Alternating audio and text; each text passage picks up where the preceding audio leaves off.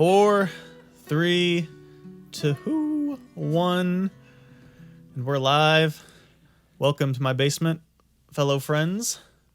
It's good to be here. Yeah. What's up, Glenn? It's been a minute since we've been doing some fun YouTube challenges. Yes, knocking the rust off of our podcasting abilities here. Yeah. I know, we pulled these mics out and they all had cobwebs on them. Literally. Yeah, actually literally had cobwebs on And them. not just fake cobwebs because it was Halloween somewhat recently. It's a different holiday now. Yeah. Mm-hmm. Thanksgiving ween. No, in between. There's a big one in between those. Oh, of course. Veterans Day. How could we sh- forget? Oh, yep. Today is Veterans Day. Yes. Happy Happy Veterans Day. Day. From OK So to veterans everywhere. Yeah. So do you guys know any veterans? Sure do. A whole bunch of them. I live with one currently. My father. And then I also actually volunteer a lot of time at American Legion in town.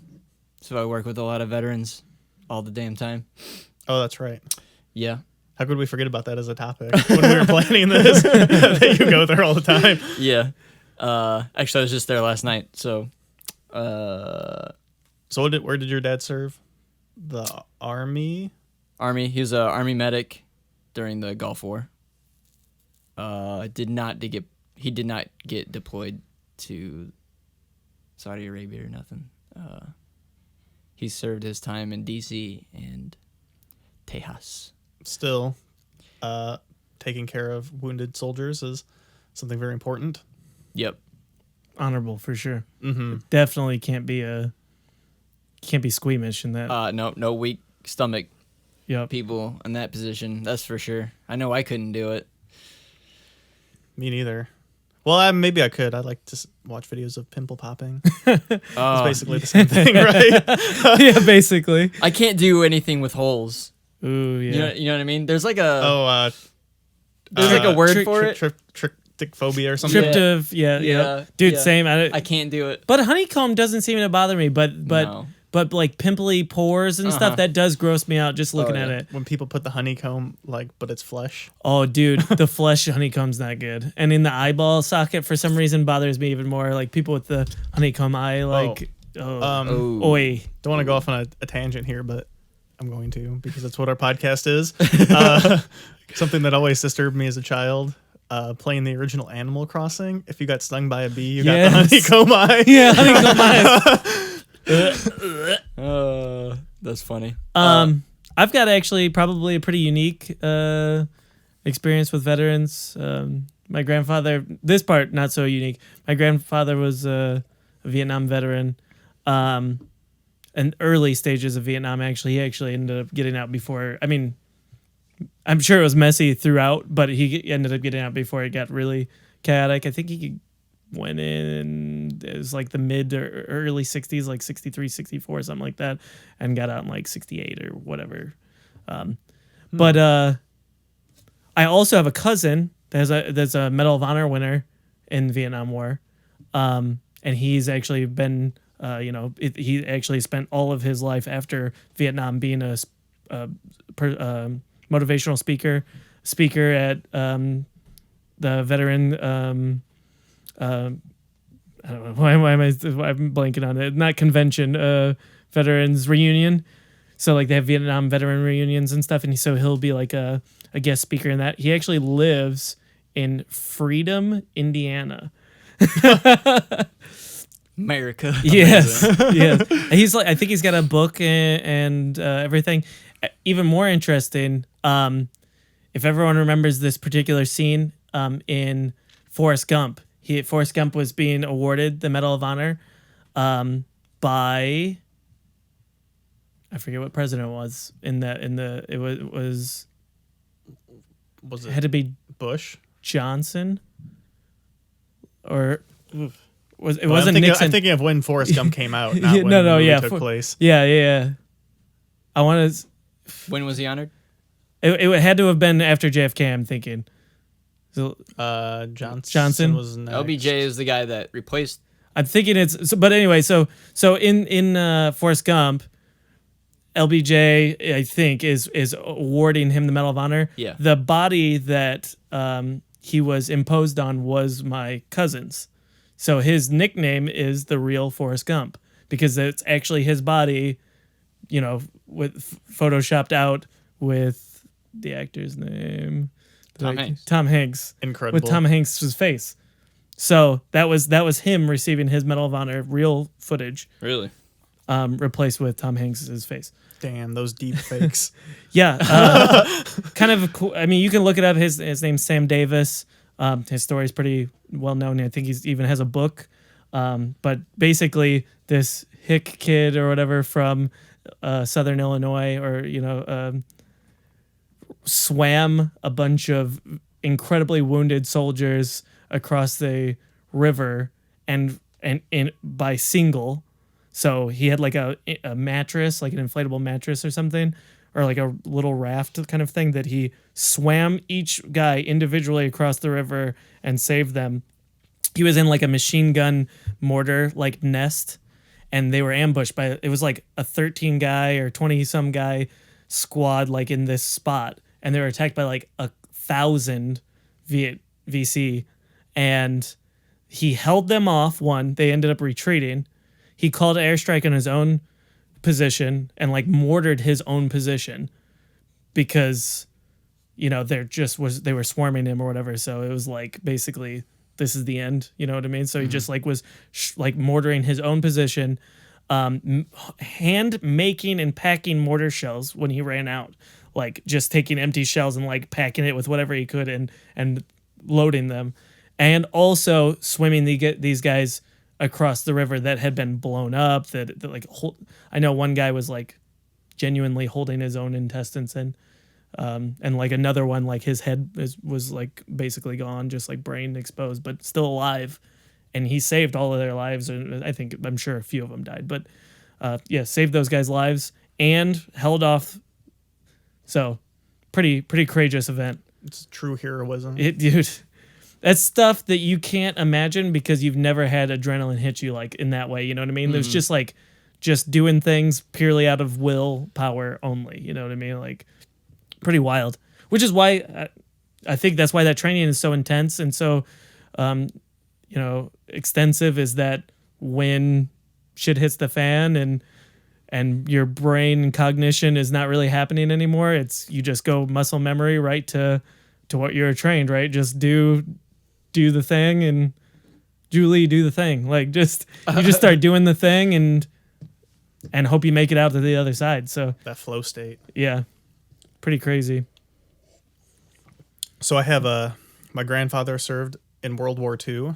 He was I don't know what his exact job was, but I know he was a submariner in the Navy. Very cool. Yeah, I didn't think about it before we started recording this, but there's some pictures at my parents' house of him and my grandma, and he's got his like sailing suit on. And he's standing on top of a submarine. Ooh, that'd be cool. Yeah. Dude, that's got to be scary because that technology was not ultra advanced then, and you're really just kind of like in a can in the water. And like some of them had, I think, at the end of the war, there were like nuclear subs already.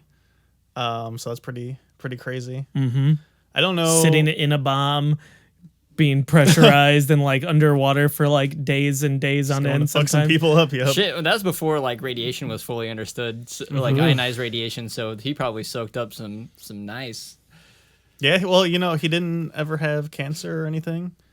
He died in his mid or late 80s from congestive heart failure. So I got that going for me, which sucks. But that's a long pretty cool way from now.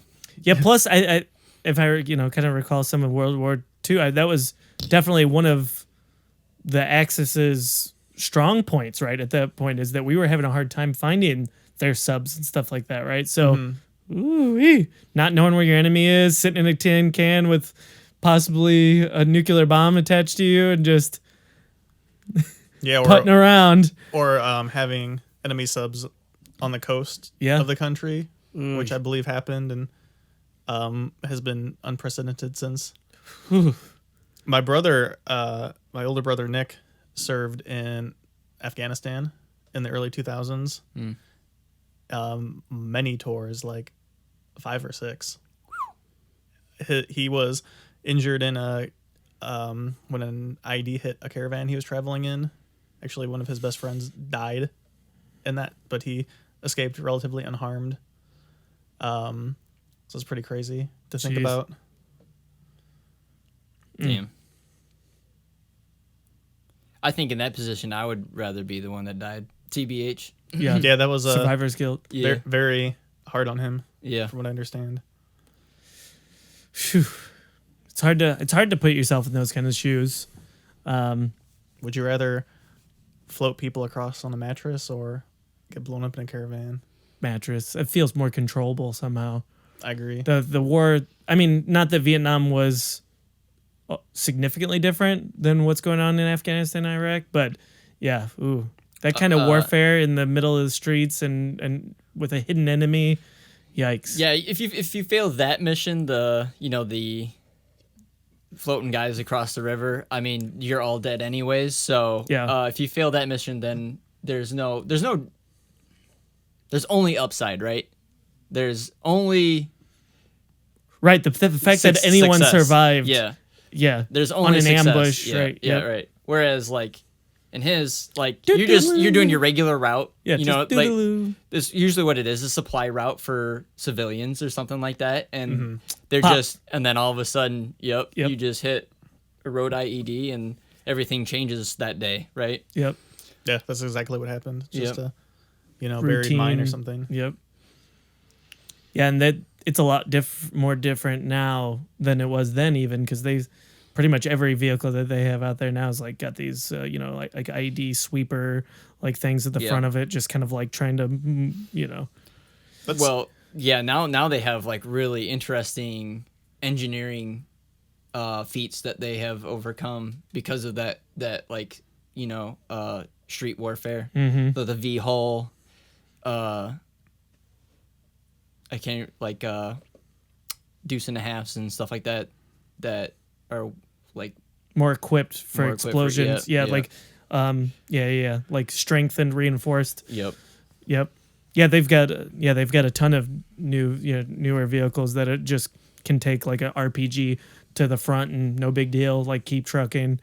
That material science is so amazing. Yeah, they have like the breaching vehicles that can just like basically ram through anything and just go through walls and buildings and whatever.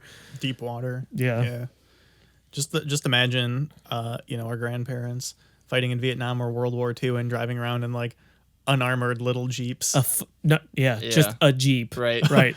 A motorcycle with a sidecar. Actually, horses. No, this makes me think of a World War II. Yeah. What is your favorite military vehicle? Land, air, water. Which one do you think you'd have the most fun piloting? Oh, probably fighter plane. Which one in particular do you think? Well, I don't know if I can say because I'm not very well versed on military vehicles. But I've listened to David Fravor, the Top Gun commander who famously tangled with a UFO, and he has spoken very highly of flying the Hornets. Okay. So I think I would pick that because they're definitely advanced and very, very well equipped. Good Yelp recommendation. I'm gonna say I'm really gonna answer what I would not want to do, and what I would not want to do is be a helicopter pilot. Okay. I feel like that would be, especially an armed one. Yeah, I've heard a lot of Like bad an Apache. stories. Yeah, I've heard a lot of bad stories about it. Yeah. I think that a helicopter would suck really bad. They're very vulnerable. Yeah. They're they don't have the maneuverable capabilities. You have to fight the machine despite the fighting the enemy also. You know what I mean? Like being a helicopter pilot is difficult. They got some really high-powered helicopters though that like have some crazy high firepower. Yes. Like you can really engage. Lay it down. Yeah. Yep. They are, dude, they're bad, but yeah. Have you ever seen like the ones that can like do flips in the air? No. Oh yeah. I mean, they're really high-paced. Those are usually not heavily armed. Yeah. Oh yeah, They probably need to too be heavy. maneuverable. Yep. Yeah. Yep. That's one thing I think is really cool. Also, like the enormous planes that carry cargo and can Yes. like refuel other planes while they're in the air. C-130s and Yeah. things like that. I've seen a fair bit of those working at the airport because they land and they've like, you know, like Pence and stuff will come in and he'll have his whole Caravan, armada yeah. of cars and that. Yeah. And those things are truly, you know, A sight to behold. yeah, it's something Yeah. to see, man. Yeah. It's actually really unbelievable cool. how big they are. And the most impressive thing, and I'm sure this is well documented, a lot of people, I'm sure you guys have heard of this, but just the amount of clearance and speed and stuff that they need to get up to fly is so minimal. You know what I Yeah. mean? Like they are substantially more advanced than like our commercial jets and stuff. These things, you know, the commercial jets need half a mile fucking runway. They need to go 400 mile an hour before they can lift up, whatever, you know. Yeah. Versus 130 mile an hour off of like 1,000 feet, and that's it. You know what I mean? Like It's like Air Force One or just any military. you No. just no these like C-130s and like Yeah. these big jets. I mean, they take no time at all. It's like literally 130 mile an hour or 140 mile an hour, and it's like seriously 1,000 feet, and they can be up. They hit the right airspeed. Yep. Really fast. Yep, they're To very get powerful. They don't need that much to lift, and it's pretty wild. Really, really inspired design. I Yeah. think I would have to choose. You guys ever see those?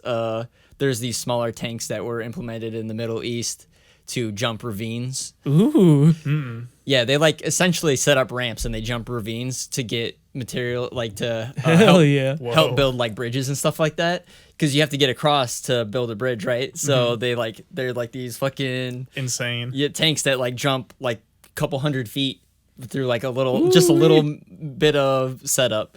Yeah, tanks are cool. It'd be really cool. Tanks to are do that. crazy powerful, and especially like those kind of like speedier tanks, not those Yeah. like sitting The duck racing tanks. tanks. Like, Drag tanks. yeah, dude. Yeah, I mean, you're talking about like thousands of horsepower and like diesel Whoa, engines. wait, like, is that an okay so project? We buy a decommissioned tank and turn it into a drag car. just put instead of like metal, it's all rubber. Just like, well, they kind of wheelie anyway a little bit. Like Yeah. they kind so Well, there's a lot of torque yeah, going on there. dude. Those things are impressive for Top sure. fuel dragster. Well, Tank, we- you've you'd gotta have to do feel- like what they do with those semi trucks, right? Those drag racing semi trucks where they just burn jet fuel. Like, Yes. that's just what they do. It's just- Jet-powered- It literally has a jet Yeah. on the top Jet of it powered tank. instead of a gun. Yeah, no, tanks are cool. I mean, I'm sure you would feel very powerful in a tank. I know that it is kind of like a sitting duck situation a little bit for like personnel. People can just come up and fuck with your tank or whatever. But at the same time, But I mean, not really, right? Because they're so they're really well Armored. made. Yeah. I have immense amount of respect for personnel that pilot these monstrosities. Yeah. You know what I mean? Especially like air docking, like you were talking about. Dude, that shit is crazy. Like the little space that they have to make it happen, you Yep. know, to dock and refuel in midair. Crazy town, bro. Mm-hmm. A lot of precision. Or landing on a watercraft, you know, that Oh, like yeah, that tiny little space that they gotta land that bitch on. Yeah, I mean, people talk about how big aircraft carriers are, but it's Yeah. like, yeah, Ain't that big. They ain't that big. Like when you're talking about the ocean, and they're not moving that up and big. down. They're not that big. And all the G-force that you have to endure when you're coming to a Shit. stop because the way it catches. Oh man, you're going from full pace to not stop. To stop. Actually, David Fravor talked about that too when he was talking about flying Hornets and stuff. Yeah. Landing, and then he said that basically you were just so focused on landing, but then like once you stopped, you realized how scared you were and you couldn't move. Yeah. 'Cause Yeah, you'd just be dude. I mean, shaking you're so bad. landing on a moving target. That's not only moving forward because they don't stop in the middle of the ocean to get these landings. You know, they're moving.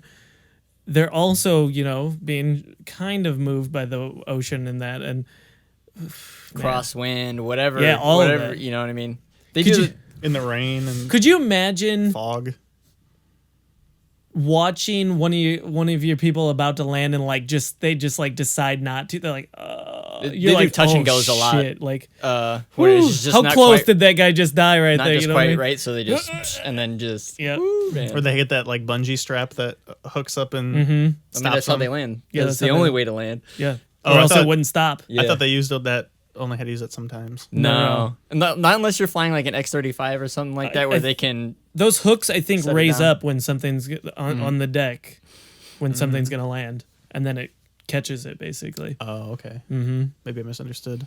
What he was talking I about mean, then. there are planes that can stop, There's a plane. The X-35 can.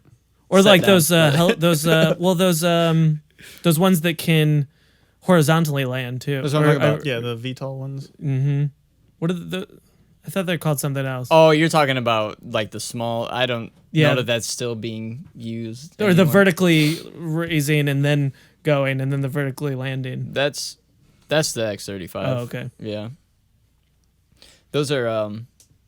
I remember Those are amazing. the amount pieces of money that our U.S. military budget threw at Lockheed and Lockheed Martin. and Boeing to Oh, yeah. develop. It was like a shootout. They're like, get us a plane that can take $3 off. billion. Who's got it? Yeah. What? 3 trillion. Here's Trillion. a check. Just write what you need on it. Yeah. No, it was a Fill few in the trillion blank. Fill dollars in the spent blank. trying to Ooh. get these planes. I can't. So keep- speaking about financial allocation of the military, I know Glenn's got some interesting take on that. Yeah. So I think, I mean, obviously, a huge portion of the U.S. budget is spent on defense, but in 2020, it seems like the wars that we have traditionally fought are pretty much done. I mean, certainly we have like urban warfare, of course, and it's conceivable that there would be armed conflicts, but most people, I think, agree that we will have only cyber warfare primarily for now, or like unarmed conflict like drones, which are Now, this is gruesome in a something I different want way. to keep looking up, but I thought that was like against the rules now. to use drones. Yeah. To like precision, like surgical striking and stuff. I thought that was against the rules now. they just took someone out with a drone, didn't they? Like, Like Obama got in like major trouble for doing that. Well, the problem with that, right, was that there was massive collateral damage. Was that the problem? Yeah, the surgical drone strike would be to like take a person out, but also then the it whole hurt. building he was in, which was an apartment building full of hundreds of non-combatants. Okay. So that's not cool. Right. I'm sure as technology progresses, we'll have smaller drones and Yeah, you I know. thought there was like some unmanned combat was kind of looked badly upon because it was like cheating almost. oh, I mean, I might be wrong. I don't know. And that definitely Because I think is a we valid point. I think. definitely think that we have a lot more asset than a lot of other people do, and we could be throwing unmanned stuff at people all the time. Yeah, I know they do it for surveillance and stuff. I know that they can do it for that. when I meant unmanned warfare, I was thinking of attacks on like your power infrastructure or okay. something. Sure. That makes sense. That would very quickly cripple a. I think that country's I think ability that to defend probably a itself. lot of that is happening all the time. But Yeah. maybe people just don't consider it war or fighting or conflict even. I believe recently, within the last month, there was a drone strike on Bin Laden's son or grandson or something like that. We're still issuing them. Well, yeah, I mean, I think there's just like restriction and how it gets done and. Oh, I and don't know. that- I have no idea. Yeah, I don't. Probably. Like I And said, this is something I'd like to know more about. that was not well received from what I remember under Mm-hmm. the Obama administration. Right. And I guess, for whatever you think about Trump, at least you don't hear about many drone strikes like that. He got flack for one. He asked for no permission to take someone out last year. He just did it, and Take out. he got a lot of flack for that. But I don't know. You don't hear a whole lot about ISIS or North Korea anymore. And Oh yeah, ISIS broken up. or Al Qaeda really. But yeah, Al Qaeda still, but yeah, I believe ISIS is disbanded. No, I think that was a news story, but I think they are still operating. Right? There were some Based on information that I feel like I can't necessarily share here, I believe that they've primarily disbanded. I don't know. I think so though. right, but that's what happened when Al Qaeda, right, was primarily disbanded, and then I mean, like from the federal agencies gathering intel, I believe that they've disbanded. I don't know. We might just have to cut this part of the podcast No, out. I mean it's not. It's pretty widely broadcasted what the stuff that they receive is. It's not actually anything. I secretive. claim no expertise in Yeah. Yeah, I don't know. this. Yeah, I topic, think. so. Yeah. I will believe you if you say Either way. that's true. But yeah, I mean that the terrorist threat has diminished a lot. Well, I just remember, was it the beginning of this year, right, where they were talking like possibility of World War III, right? Yeah. And like, After I mean, I know a lot the of it was Iraqi a meme, but the general got yeah, killed. Mm-hmm. Yeah, they just try to take claim in everything that they can and like try to boast as much as they can about whatever. Yeah. And that's just their tactic better or right now. worse. Just to, for what reason? What can you think of? Why would they want to seem powerful? Not to scare us, because we're not scared of them, right? So it's to incite homegrown terrorism. If the people at home, if the people in our homeland are still thinking, yeah, they're a very viable sect to follow still, then those homegrown terrorists will happen. So that's why they'll never like to show their weakness or whatever, is because their only means of attack right now is really to get people to do it on their own, solo actors. Just so I understand, you mean what you're suggesting is by taking a hard stance, whatever that means, against Islamic terrorism, it's a method to prevent followers in the United States from No, so the reason like Al Qaeda and stuff tried to boast that they're still very active and like that they're still very like in numbers, big in numbers or strong. Oh, so you mean for them to do their own yeah. recruiting? Mm-hmm. Okay, sorry. Yeah, they spend more time doing that than they do anything else. You know what I mean? They're just trying to incite terrorism into other people because they can't act themselves because they don't have the funds, they don't have the people, they don't have the time or resources or whatever, and they continue to lose a lot of their head people. I mean, the reason these people know anything is usually because of somebody that was formally trained in something somewhere. So if we continue to just kill off their bomb makers and stuff and that kind of thing, that technique doesn't get passed down, that knowledge doesn't get passed down, you know, like it gets increasingly difficult for them to make bombs, to make plans like that. You know what I mean? Because they're not a military group. Like they're not formally trained by anybody. This makes me anymore. think about the collateral damage per se of this global high-speed internet that SpaceX is about to implement. Do we really want, like some this? You know how like the complaint of the internet is that it kind of organizes smaller sects of people that maybe want to do harm. Well, now we're providing that to more people around the globe. Well, I think that maybe are marginalized and feel like a little hate in their heart, you know. You mean Reddit? 4chan? And they'll have the ability to now to get more information to create weapons. Yeah, the digital divide was a serious thing, but it is increasingly going away. So I think maybe less than small terrorist sects being an issue. We have to think about what governments might do. For example, Facebook had or still has a program, it's called like Free Basics or something, where they will subsidize people to have cell phones in developing nations. And so those companies, when people sign up for cell service, they get a Facebook account, and then going on Facebook and using data for that is free, but you have to pay for data for other things. So in, I believe it was Myanmar, all of these people had Facebook, and that was the main thing they would do on their phones because it was free. And the government of Myanmar leveraged that to commit genocide against one of their ethnic populations. Oh, jeez. And this happened, I think, in 2015 or 2016. Wow. So that seems not so chill. Yeah, if we're talking about terrorism, I think that we're looking kind of at it as these people that are selling our information.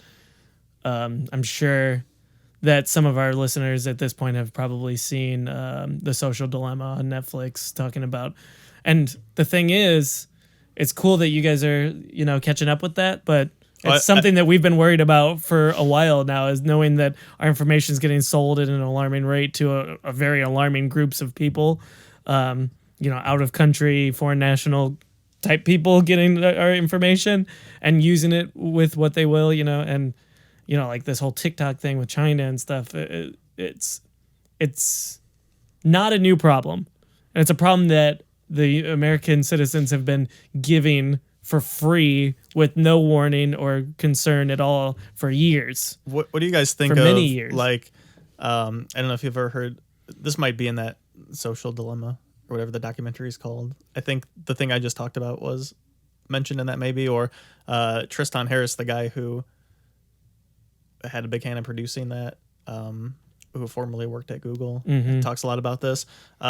There are instances where people will post things on Twitter, and then Twitter serves them notice that they have been sentenced to death in Pakistan or something for breaking some kind of law in that country. So then presumably you can never go there because you might be jailed. Holy cow. Even though you've never been there in your life. That's nuts. That's absolutely crazy. Sorry, Pakistan, if you're not the right country. I'm just using that as an example. Yeah. Could insert Iran or yes. Any country. Yikes. That's crazy. Wow. You've been served your papers and you don't even know it. No, Twitter will actually send you a letter or something that says, really? On behalf of the insert country government, you have committed a capital crime. Twitter sends that to everybody that's answered sexual orientation other than straight. Serve. If you step foot in Afghanistan, you will be killed. End of Don't serve. go for a layover there on your way to somewhere else. Yeah. Wow, that's crazy. Man, sorry, that doesn't really have to do with veterans, but no, it does. I mean, that's what it kind of does. That's what we're hoping to fight against in that cyber warfare that you're talking about. You know what I mean? That's the war we're fighting now. Yeah, that's the war that we really need to be having our eyes on, not this oil feud or territorial or protecting other countries from other countries. The real scarier war is that cyber war now. Right, because in my mind, that's attacking a citizen or something almost. Yeah, that's basically. I mean, it really only affects civilians, and and it doesn't hurt the nation. Well, I mean, as a whole, it does. Right, and it's just, yeah. I mean, that's basically happening here at the home front. So that's an attack on the home. You know what's really scary to me is that the information literacy of the average American is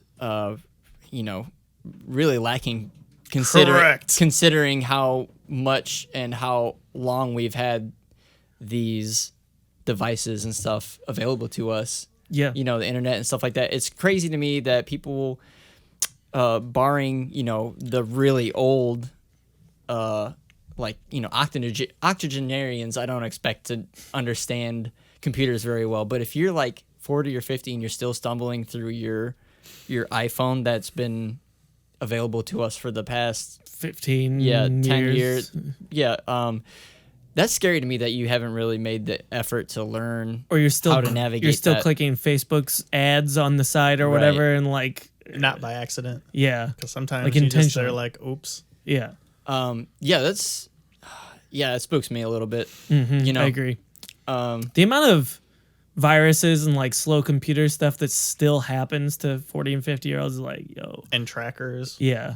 It's like kind of pretty sus. Especially considering those people are also the first people to throw all their credit card information on there, have the browser save all their credit card numbers and passwords and social security numbers and put their passwords on a notepad on the desktop, and you know what I mean? Like they're the first ones to do all that. Well, I just remember, because my parents are like And password 1 is 60, passwords. and my dad was turned 70 this year. Yeah. When I was a kid, that in like the late 90s and early 2000s, when I was first going on the computer a lot, my parents were very adamant at like, cautious. Don't use your real name. Yep. Don't, just put a credit card in anywhere, be And now thoughtful it's- about what you're doing. And it seems like everybody's taking a big step backwards. Oh yeah, definitely. Yeah, the trust has gone up with no indication that we can trust it anymore. Yeah, than no we did reason. before Actually, then. less reason. Yeah, right. It was more trustworthy then. Yeah, because people, are mostly on the internet to do good or productive things, or Yeah. for way different reasons than they are now. Mm-hmm. Also, in term for media literacy, I think a huge problem is just the erosion of the fourth estate. Because the traditional media model is not viable anymore.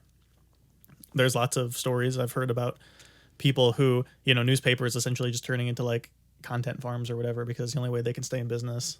So you're getting low quality information, and you just get bombarded with it. And then so it's hard to know. And then people, they don't have the incentive to do well vetted journalism. Dude, I mean, And the that's how you election get- was a prime example of that. Everyone that was reporting at the time, I mean, you could have seen different numbers to different percentages to, I mean, it was actually chaos physically during the counting, like hour after some of the polls were closed. It was like crazy weird numbers. Like they were already saying states were won by one side when it was like 30% of the vote had even been collected, and it was getting a little crazy. Yeah. And it just, as time went on, it was like, okay, this is getting increasingly like irritating, that you're like, there's no point in watching this until the dust is settled, because the reporting was so inaccurate and bullshit that not to get too much into the election that just occurred, but the thing that really dismayed me was we have all of these pollsters who are very like, or up until now have been very highly thought of, and like all of these models have just are garbage, right? Like Yeah. this crazy Biden blowout that everybody predicted, and and it's not, in 2016 people thought, oh well, this was an anomaly or whatever, but like this is twice in a row that this is, and it was even more wrong this time than in 2016.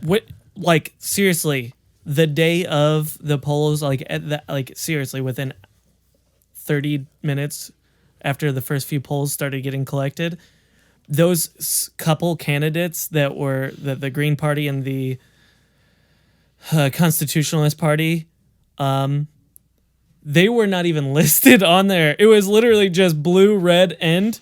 I was like, yo, hold up, what? I'm like, nobody was reporting Libertarian down for at least that first hour, and I was like, look, I'm certain they've gotten votes. I'm not saying they've gotten any type of majority, but they're not even, like, the news literally was not even caring about them. There was no point in even advertising about it, and I was like, okay, this seems a little fucky. Like, Well, welcome to our two-party Right. system. Yeah. But as soon as they were like, oh, Biden will win Florida, and as soon as it started to trend red, I'm like, yeah, this is all gonna be fucked up. yep. Not a chance in hell these polls were right. Dude, yeah, they had Texas slotted for blue for the longest time, and I was like, well, you're at 40% voting, and I'm like, how can you even possibly believe this right now? Like, I think that is acceptable because different states counted their ballots in different ways, and so if I don't know how Texas counted it, but if they had counted all of their sure, like Dallas and Austin and stuff. mail-ins first, then those would have been probably urban areas that were more blue leaning, so Right.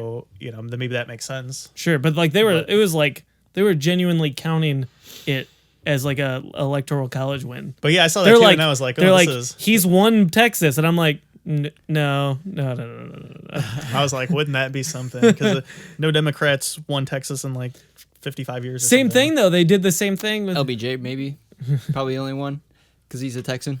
Yeah, I don't know. He's probably the only Dem to win Texas. I would bet. They said it had been like 30 or 50 years. Yeah, Well, that's about right. the math adds So up. 30 would have been the 80s, but that seems like, and I mean, I don't know, I wasn't born then, and I have not studied elections, from. So that was the first time that it had gone red. No, that blue? hadn't, no Democrat had won it in a presidential election since. Well, Reagan was throughout the 80s, so I But doubt he was Republican. Yeah, so I doubt that they So didn't vote for Reagan. Everyone voted for Reagan. Maybe in the 70s. Anyway, I don't know. It doesn't matter. yeah. Whatever. So for the sake of time, let's reel back to veterans.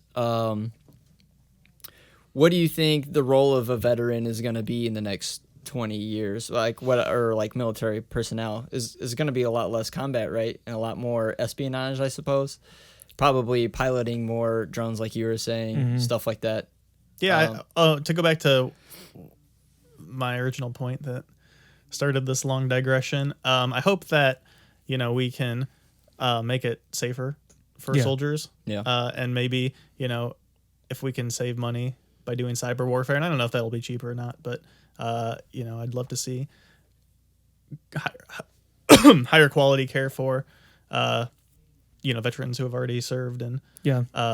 really need Things I'd like to see: support. mandatory serving. I would like to see maybe lesser terms. You know what I mean? Like maybe you're not locking in for a whole 4 or 6 or whatever. Like 2 National Guards. years? 2 years. I know. I mean, I'm kind of stealing Israel's model a little bit, but yeah, mandatory, couple years, not a major commitment, not a life changing amount of time or anything like that. I'd like to see safer. More, over the like intel gathering and things like that. I'd like to see a little bit less global policing for our military, and I'd also like to see, I feel like I don't want to necessarily take money away from the defense, but I think like you were kind of saying, like moving it more to maybe like a veteran affairs, because I work for the government. You're not gonna lie to me and tell me that the Department of Defense is not wasting money. You know what I mean? I'm sure there's waste. I'm certain there's waste. It's 100%. Not even a question. There's somebody not running a tight ship. They're not. These guys aren't McDonald's managers. You know what I mean? They don't have to skimp. If they ask for money, they're given money. And pretty much, I mean, it's not an unlimited checkbook, but if like a war broke out or something, the checkbook's pretty much unlimited. You know what I mean? Whatever they need, if they need this $1 trillion plane, they're getting it. You know what I mean? Nobody's sitting there bookkeeping going, ooh, we got to skimp this month or these next few months or whatever. We need to, because we need to tone it in. No, what the military needs is it gets. So, and I'm sure they spend a lot on development and stuff like that too. That's probably important. Maybe less spending on money of development of shit that kind of isn't important. You know what I mean? Like, well, I mean, even just on the margins, it costs tens of millions of dollars for one fighter plane, right? Yeah. So if we bought 2 less fighter planes a year, then that's, I don't know, $50 million that we could spend on care for. And I'm not even talking about old veterans. There's lots of people who served in the conflicts in the early 2000s who have been really harmed by, I'll say, negligence from defense contractors. right, and they've taken away some of their benefits as far as medical. They've taken away some of their benefits as far as college and stuff like that too. And those should be the people who, have an open checkbook as far as Right. the care they receive afterward. Right. And I would love to see, I don't know how you rein this in, but I would love to see the government take a stiffer nose to competition for the contracts, because I cannot think of this book, but this guy talks. I forget what it's called. But they're talking about how like these contracts, like hammers and stuff. This is the example I remember from the book. Like a $500 hammer, if sold to the government, you know what I mean? Like, why is the government accepting that? Hey, it's me, your hammer maker. Right. Why is the government accepting that? Give you $400 Because people are per price hammer. gouging the government because they know that they're going to pay it. Mm-hmm. You know what I mean? So Also, the same thing for our healthcare system in general. yeah, absolutely. $80 Band-Aids or whatever. Right. Exactly. Those are the That price gouging thing needs to stop. And I feel like if there's anyone that can stop it, it should be our government saying, look, I'm not fucking paying $500 for your hammer. End of story. You need to make it cheaper. And here's why. Because if we can't withstand the attacks of a force or something like that because we didn't have enough money and our budget couldn't get spread because we're spending $500 per hammer, then who's going to get screwed? You are. We are. Everyone's going to get screwed. These companies should be looking out for the nation instead of their own pocketbook just a little bit.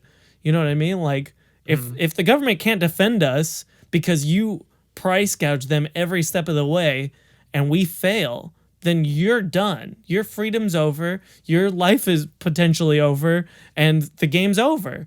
And now you're not charging anything. You're getting hit with these $500 hammers for the rest of your life. You know what I mean? Like, we can't keep playing that game to the government. They don't need to be spending that much money because these companies don't need to be price gouging the government like that. And I think I think it's fucked. Imagine the shipment of hammers gets intercepted and then dropped on the arms factory. Destroyed by your own hubris.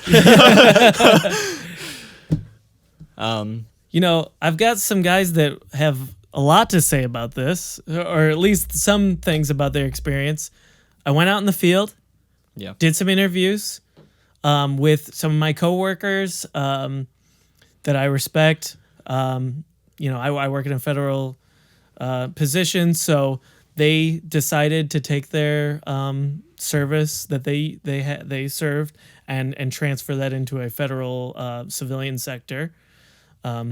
So I've got some kind of deep cuts, some information that maybe can help some of the veterans getting out or have been out for a while looking for jobs. Because I think that definitely is something that we need to help spend more money and time on, is helping veterans get reacclimated. Because as we talked about, running over IEDs, we're just not even physically running over them, just mentally knowing that it's a possibility and living through that for a year, living through that for 6 months or whatever while over there. That's not something I want to live with. And that's something, if I did have to live with, I want support from my country when I come back, and not to expect to just go, all right, bud, get back to work. It's time to just be reacclimated immediately. You know what I mean? Like, it's... Have you tried drinking your problem away? I think that's what the VA tells them. I think that's what they're just like, yeah. Hey, there's these groups on Fridays. Have some opiates. Wow. Yeah, true. Yeah, actually true. Um, More on the opioid epidemic on the next podcast. So like quick PSA from OK So Boys, happy Veterans Day. Thank you. We respect all of you. 100 emoji. And thank you for your service. And then, so Josh, where can they find these interviews that you did? YouTube. Yeah. The overlords. Okay, so podcast.com to listen in. We've got a YouTube hyperlink. Click on that. Check out, see these guys, see the faces of veterans through multi-generational veterans and in different capacities. Listen to their stories. They have some really good information out there. I really drove the conversation to make it most beneficial to you, a veteran.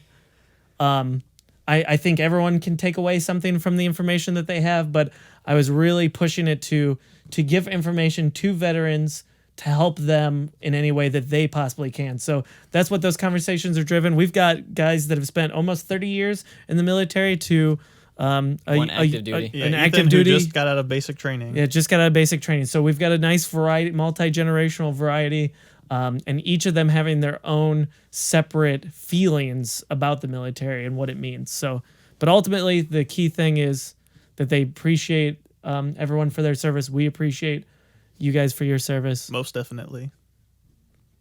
All right. If you're already watching, you just stick around for a little bit longer for some interviews. If you're listening, go to our YouTube. Go check it out. And if you're just tuning in because we put the time link so that you can skip our talking and go right to the interviews. Yep. If you like it, hit like, subscribe, the bell icon. Please. That'll help us interview more veterans for next year. We're going to be coming out with what I've deemed is now called the Fight Me series, based on the Furby Fight Me, you little bitch. So please, Fight Me IRL. Get those notification bells so you can stay up to date with all of our newest challenge videos. We've got a ton of content coming out. We're going to be playing around with our camera left and right, and we've got a lot more in store for you guys. All right, stick around for some interviews. Bye. Bye. Hey guys, it's Josh from OK So Podcast. Welcome back, guys, to OK So Podcast. This is Josh, as always. Hey guys, it's Josh from OK So Podcast. I'm here with a coworker of mine, a longtime veteran. We'll let him do the speaking. First off, let's talk about who are you? I'm Steve Abner. And Abner, what branch of the military were you in? And also, what did you ended up leaving? What rank? I was in the U.S. Army for 27 years, and I left as a CW3, a Chief Warrant Officer 3. And for 27 years, so what years did that cover? When did you serve? From 1989 until 2016. 1989. So that's right before the Persian Gulf, right? Yes, it was. What made you want to join the military, and why did you pick the branch that you picked? That one's a little more involved question. So I just wanted to do something basically to serve the military, just to, do my part for protecting our country, basically, is all it was. So I made the decision, had everybody walk down with me, and I signed up at age 17 while I was in high school. This is from one of our listeners, Steve Owen. What is something you appreciate now that you didn't before? As far as the military service is concerned, okay, so just the diversity of what I've done through my career. So being in the military and going overseas for a few things kind of gives you a perspective on how to manage work, basically. So it's basically managing chaos in a lot of ways when you're doing operations overseas. How's that? So it really gave me a good perspective on how to be able to live life to the fullest, I'll be honest. What advice would you give a newly joining serviceman? Take the blows as you get them, but always look forward and have a plan that spans at least the entire career, your first sign-in period, to be able to advance and go see as much as possible, for sure. So for 27 years, so you retired from the military, and now you're working a federal job. How important do you think that is for somebody to keep rolling that federal service in? Do you think that's something that is wise to people in the future? It really depends on the individual. I mean, if you like to have that stability of government service and you don't want to continue in the military, then sure. Going to a civilian federal agency would be a very good fit for you. But everybody's different. Some people don't want to deal with it anymore, so they tend to go to the civilian sector and they do their own thing, either start a business or work for a company doing sales or management, or even sometimes just working on an assembly line. And so it just depends on what their individual life goals are and how stable they are. Now I know that you got a degree, right, in electrical engineering. Yes. And you also worked in that field for a while. For a couple of years. How was the adaptation to go back to school after having been in the military for that long? Very difficult. It's much easier to continue into college after your high school years than it is to have a break and then go back. That's my experience anyway. Some people might find it a little easier, but for me, it was a lot more difficult because after a while, I just didn't want to stick with just going to a classroom every day during the week and then trying to maintain a full-time job or a part-time job or something. So.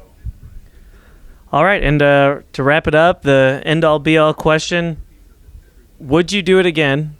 And if you were to do it again, what would you change? If the country was to call on me to be reactivated again, because I am in in kind of a ready reserve kind of status as a retiree, I wouldn't even argue. I would just pack my bags and show up where they told me to show up at, get the physicals, and do the PT tests and everything, and then go to the unit. It wouldn't even be a choice. It would definitely happen. What I would probably change is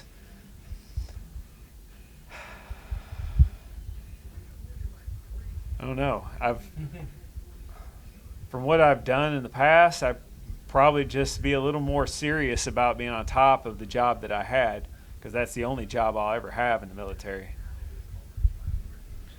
Thank you, Steve. I appreciate it. Any final words for any veterans out there, since it is Veterans Day? A lot of veterans tend to need to cope and have fellow brothers and sisters in arms to help, talk through some situations and stuff. If you need that, you can contact me. My friend Jeremy Harrell is also the CEO of the Veterans Club Incorporated out of Louisville, Kentucky, Shelbyville, Kentucky. I could get you in touch with him. They're a great resource to be able to handle any situation that you may have. That's it right there. All right. Thank you, Steve. Appreciate it. I've got my buddy and supervisor here. We'll have him introduce himself. So, who are you? Daryl Bullington. So, we're doing a Veterans Day podcast. So, obviously, we're talking to a veteran. Tell us a little bit about what branch you were in and what rank you ended up achieving. I was in the U.S. Army, the 101st Airborne Division, and I was an E-Force specialist. And with that, what years did you serve? I served from 2001 until 2009. From 2001 to 2005 was active duty, and 1 year of National Guard, and then 3 more years of reserve service. Awesome. That was a crazy time to be in. So, what made you join the military, and why did you pick the branch you picked? I joined the military pre 9/11 because I just felt like I had a lot of opportunities for like college and just stuff that I wasn't achieving in like the Metro Detroit area. Growing up in Royal Oak, Michigan, which is like Metro Detroit, the jobs were just not very good, and I thought that the military might be the better route. I chose the Army actually just because I liked the Army. I wanted to do some other things like within the Army that I wasn't too sure about yet. And I had actually been contacted from the Army a year beforehand. I feel like that's like a lot of people join pretty similarly, right? They don't go out to try to change the world or anything, but okay, so here's a question from one of our viewers, Steve Owen. What is something you appreciate now that you didn't before you joined the military? From before I joined the military? Oh, that was so long ago, man. I was just a kid. I appreciate the discipline that the military has. When I was a teenager, like I wasn't as disciplined, and I was kind of just a wild kid, like not knowing what to do in my life. The military gave me like a perspective, and it provided me a lot of opportunities outside of the military, especially like in this job. College, I actually did go to college, so it actually really focused my life. That's good. Do you think it's important to? Well, I asked Steve this. Do you think it's important to continue federal service after, or is that just kind of a personal preference thing? Mine was just a personal preference. I liked doing security-related things. Even though I was an engineer in the military, we still did a lot of like security-related functions. I didn't really know what TSA was when I first joined up. I thought it was more like a ICE or a CBP. Not even thinking that it was the airport security. That's what just kind of got lost in translation because I've been overseas and like I just didn't really pay attention to that kind of stuff. But definitely, it's what your personal preference is. Some people get out of the military and they don't ever want to deal with that kind of stuff again. Others, like, they just enjoy it, but they don't want to be part of the military anymore. Yeah. It's pretty similar to what Steve said. Is that some people just get tired of working for the government and they don't want to do it anymore. What kind of advice would you give to a newly joining serviceman? Anyone joining the military, the best thing you can do before you join the military, get in shape, obviously. It'll make your life a lot easier when you get there. And just be prepared to have your life changed. It's a whole different set of lifestyles. But also do your research on what service you want to go into first. Because the Air Force is a lot more along the lines of real life skills versus the Army is, it's the Army. It's, quick and rugged, and you're learning the skills you need to learn to get you, to do what you have to do with it. Yeah, Steve said something along the lines of he would have looked at jobs a little bit more. Do you feel that same thing? Absolutely. And now it's a lot more accessible, I feel like, and the jobs they're being pushed more towards the real world because of the transition to get out of the military is very hard for a lot of people. Yeah. I couldn't find a security job in Metro Detroit to save my life for more than $8 an hour. It was insane. That's crazy. So, of course, with that, we're going to wrap up and start with the couple closing statements. So, one, would you do it again? And if you could do it differently, what would you do? I would definitely do it again. Like I said, I joined pre 9/11, but still right now I would join. I have friends that have joined, and they were in their mid 20s and lower 30s, and got in there, and they've been provided a bunch of opportunities. So I definitely would do it again. I think I would have stayed in though, had I known the transition period would have been so hard getting out of the military. And I tried the reserves and the National Guard, but once you've been in active duty, it's really tough to transition over to even to them. So. Yeah, that's what I think Steve said he's still in a reserve status as a retiree or something like that. So that makes a lot of sense. And since it is Veterans Day, do you have any words to other veterans? Just appreciate your service, and I appreciate the camaraderie that we always have whenever I run into other veterans. I myself still do reunions with my friends from the unit at least every 5 years, so we just really enjoy being around each other.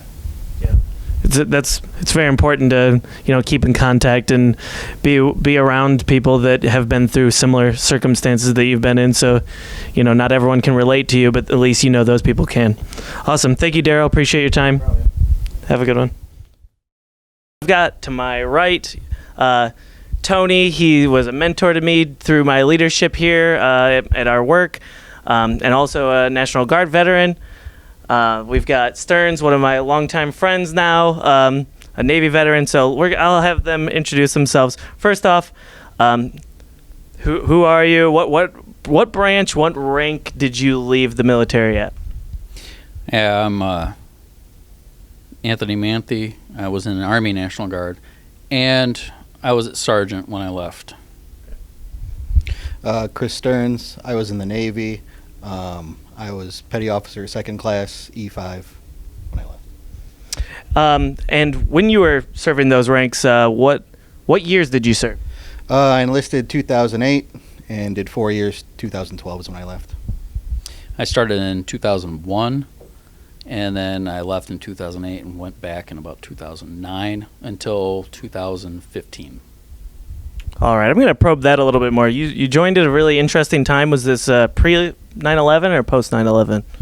It was post 9/11. It was actually 1 month exactly after 9/11. And did that have anything to do with why you joined, or? Actually, it did. I felt a obligation to serve our country. And Stearns, why did you join? Long story short, my dad made me. He was in the military, and that's all he ever talked about was the Navy when I was growing up. I really didn't want to do it. I graduated in 2006 and tried going to school. It wasn't really for me. And I was living at home, and my dad was like, well, let's just go talk to the recruiter. And kind of just to get him off my back, I was like, all right, let's do it. And so we went and talked, and we sat down, and the guy was like, all right, when do you want to leave? And I was like, whoa. And I just kind of... Then you were just there. Yeah, I just that's how it happened. Any reason you chose your branch of the military, the Navy? My dad was in the Navy, so... Any reason for the Army? No, I think it was just the best deal they gave. Sure. So a question from one of our listeners, Steve Owen. What is something that you appreciate more now than you did before you joined?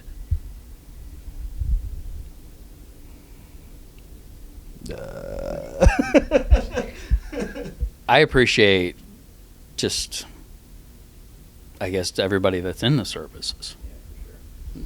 Like, did like freedom mean a different thing to you after, like, or what living in the United States felt like? Do you think that meant a little bit something different after you served?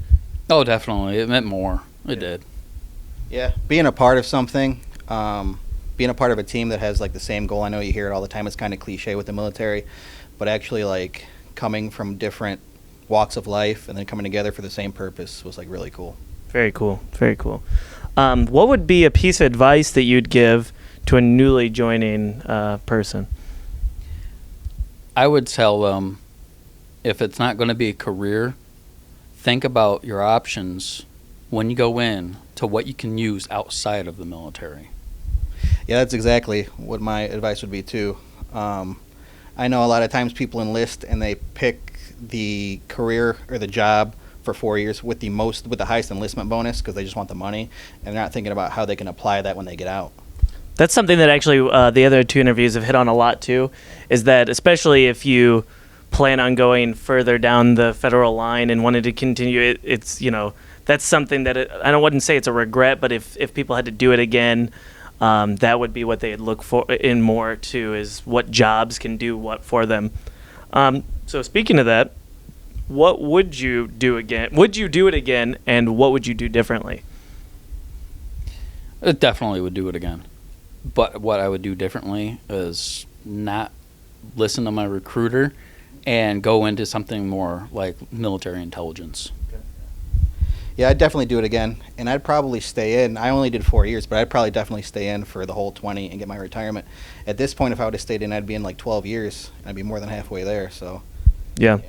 Do you guys think, this is something that I've been just asking them, do you think that rolling it into like a federal job, do you think that's a really good route to go down, or just get out of the government when you can?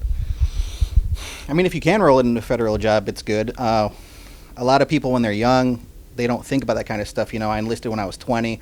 A lot of people are doing it at 17, 18, so I don't think your mindset is like setting up your future. You're just like, give me a gun, let me go do some crazy stuff, and yeah.